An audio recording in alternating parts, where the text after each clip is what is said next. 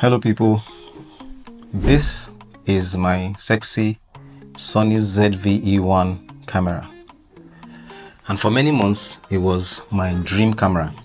But there are a couple of things that I wish I had paid attention to before I bought the camera, and that's what this video is about, so stay tuned. The Sony ZV-E1 is marketed as the ultimate compact full-frame camera for vloggers and video makers because it has excellent low light capabilities, it has AI powered features, and it's very portable, very small for a full frame camera. And it's no wonder that many hybrid shooters, people who shoot both photo and videos, have this camera on their list of possible cameras to buy to add to their kits. I had it on my list for quite a while when I discovered it. I'm a hybrid shooter. I shoot a lot of video, but I also do photography. I actually came from photography into the video making world. And for a long time I owned and used the Sony A7 III, which is one of the classic all-time great hybrid cameras out there. And this was the next upgrade for me.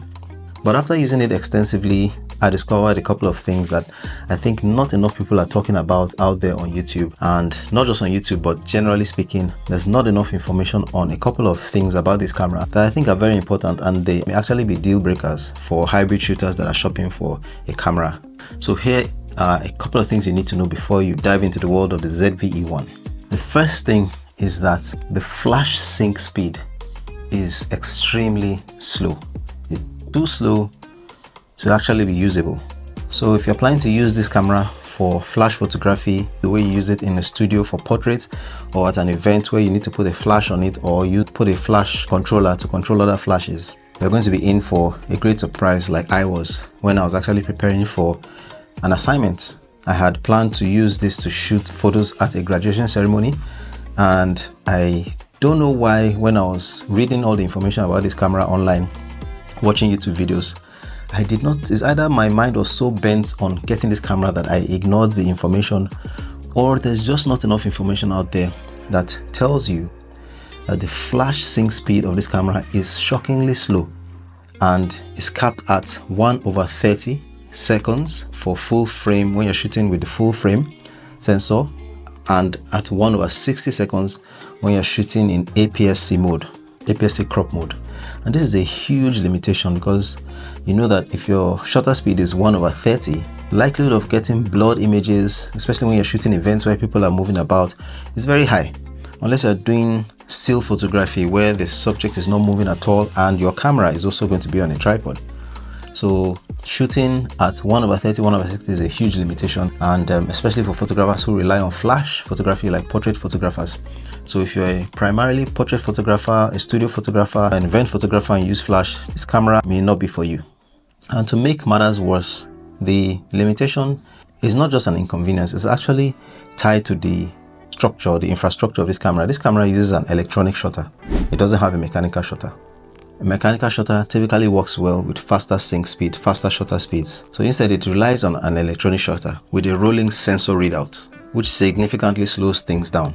So without a fast shutter speed when using flash, the best you can do is to use an ND filter on the lens to reduce the amount of light that will be coming in, and also to place the camera on a tripod. Now most hybrid cameras with slow sync speeds offer a workaround, which is high speed sync, HSS, which allows photographers to exceed the native sync speed. Unfortunately, the ZV-E1 does not support HSS, high speed sync, at all. A footnote in the user manual explicitly states this limitation. Unfortunately, many of us, when we're shopping for cameras, we don't take the time to download the user manual and read through all the fine detail. And I don't know, like I said, I don't know why YouTubers don't talk about this enough. There's so many reviews about the Sony ZV-E1, and a lot of people talk about the fact that it's a 12 megapixel camera, 12 megapixel sensor, so you're not going to get very high megapixel photos, and doesn't have a viewfinder and all of those other things. But not enough people are talking about the fact that if you're using this for flash photography, you cannot shoot with fast shutter speeds, and this limits the way you can control light that enters the camera, and it doesn't have a workaround for high speed sync, nor does it support flashes that have high speed sync functions. Tried it, I have different flash heads, and I've tried to operate the flash sync speed, high sync speed, mode and nothing happens. It still shoots at that very slow 1/30 when I'm using the full frame, or 1/60 at APS-C mode, which is a bummer as far as I'm concerned. So if you're planning to use third-party lenses like Godox or Profoto lenses that have HSS, you need to think again.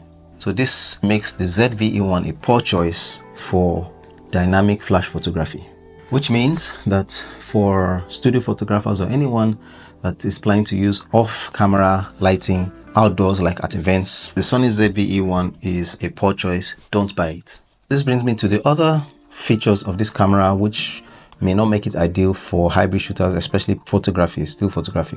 The fact that it doesn't have an electronic viewfinder, so you cannot put it to the eye to actually see what you are trying to shoot without any distractions. So in terms of framing, I know many of us new generation photographers that are used to mirrorless cameras will probably not find that a big deal, because most of us are already used to using the flip out screen to frame our shots. But you would find this a limitation when you're shooting in the sun outdoors, where the flip out screen may not be bright enough for you to see exactly what you're shooting. And it's one thing to read it or hear about it when you're watching a video, but in reality, it's a real big issue, because I've gone out with this camera to shoot in broad daylight and I found myself struggling to see what was on the flip out screen, unless I have to now go into the menu settings and change the brightness of the flip out screen to the highest settings. And even at that, at the highest setting, it's still not as clear as when you're looking through a viewfinder. So that's a problem. The other thing is that the form factor of this camera, the buttons, there are not so many manual buttons to adjust shutter speed, ISO, and all of those things on the fly. Even though yes, there are buttons for you to adjust the basic things, but if you've ever used a proper pro camera, full frame camera that has all the other buttons and dials, this camera is not really designed that way. It's designed to be user-friendly for vloggers. Even though the specs are really standard, one of the best specs you get out there for videos, but it's designed for vloggers, people who want to just be able to point and shoot and create their vlogs on the fly. So you might find these things very frustrating if you plan to own the Sony ZV-E1. So what can you do about it? Well, if you're committed to using the Sony ZV-E1, I think there are some workarounds. There are some things that you can do that I recommend you do to continue to use it as a hybrid camera for photography. First thing is to invest in ND filters. You could get ND filters where if you need to use flash for still photography, the ND filters will also help to reduce the amount of light getting to the camera. You have better light control basically when you use ND filters. The other thing is, if you must use this with a flash, use a Sony flash, because it is written there in the manual and on the website that this camera works best with Sony flash heads. So get a Sony flash head. The other thing is to use it on a tripod if you're going to shoot at 1/30 seconds or 1/60 seconds. So just make sure that you're keeping it as steady as possible so you reduce camera shake in your image. Another tip I'll give is that just zero your mind that you're going to use this camera only in natural light or continuous light, which is what I did. I decided that I was going to get a second body that allows me to shoot at higher sync speeds, shorter sync speeds, or high speed sync, and use that as primarily my photo camera. And so I got the Sony A6700, which is what I'm using to film this video right now, and I'm going to do a video on that separately to review the camera. So just stick to natural light or continuous light. Now, because this camera is full frame and it has fantastic low light performance, you cannot go wrong when you're using this camera with natural light or continuous light. It is amazing, shoots amazing pictures even in low light. So this might be just the best thing for you. You probably have to switch up your style of photography and just focus more on natural light. I know a lot of photographers out there who like to use natural light anyway. So if you're a natural light shooter or a continuous light shooter, then this camera will do well as a photography camera. The other option, like I said, is to consider getting a second camera for stills, which is what I did. So who should buy and who shouldn't buy a Sony ZV-E1? This is a fantastic camera, like I said, for content creators, video creators, filmmakers, vloggers. It has AI-driven features, it's lightweight, one of the smallest bodies you get for a full frame camera. It has fantastic low light performance and amazing other features. But if you prioritize flash photography, or you're a versatile hybrid shooter, you sometimes shoot with flash, off-camera lighting, either at events, outdoor photo shoots, or events where you're using flash, this camera will not work for you because of the limitations with flash speed. And it's really quite frustrating. For me, I was angry at myself because I felt like maybe I saw the notifications or the features somewhere and I just ignored it because I was so bent on getting the camera, or at that time I was prioritizing photo over video. I was prioritizing video over photo, because truly in the last few years, 1 or 2 years, I've done more videos than photos. But when the opportunity came for me to cover an event and to do some family portraits, I now realized that I had that limitation. I just knew that I was going to have to get a second camera body. And so if you rely heavily on flash, you might want to consider alternatives like the Sony A7C series, that's A7C and A7C2, Sony A7 IV, that's if you want full frame. And if you don't mind an APS-C camera, you can get the Sony A6700 like I did, because those other cameras, they offer support for better flash sync speeds and high-speed sync support, HSS support. But if you're primarily a video creator, you shoot vlogs, you're an aspiring filmmaker, video content, basically, this is highly recommended. Please get this camera if that is your primary way of shooting or creating content. And again, if you're a natural light shooter for photography or continuous light shooter, you don't use flash a lot, get this camera. It's full frame, it's affordable comparatively, and has amazing features. So that's what this video is about. I just thought that it's quite important for me to put it out there. Among the numerous videos out there that have reviewed the Sony ZV-E1, not enough people are talking about the limitations for flash photography and high-speed sync. I think we need to talk more about it so that we can guide people who are shopping for cameras and who plan to own the Sony ZV-E1. It is not an ideal camera for flash photography and high-speed sync.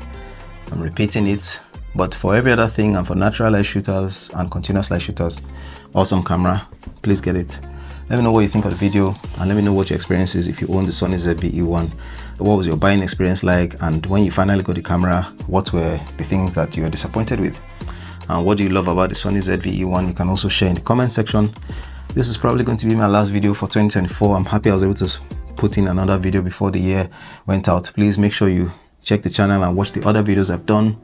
This year has been an awesome year. My channel grew the most this year, and I'm really looking forward to a better 2025 in terms of my YouTube growth and experience overall.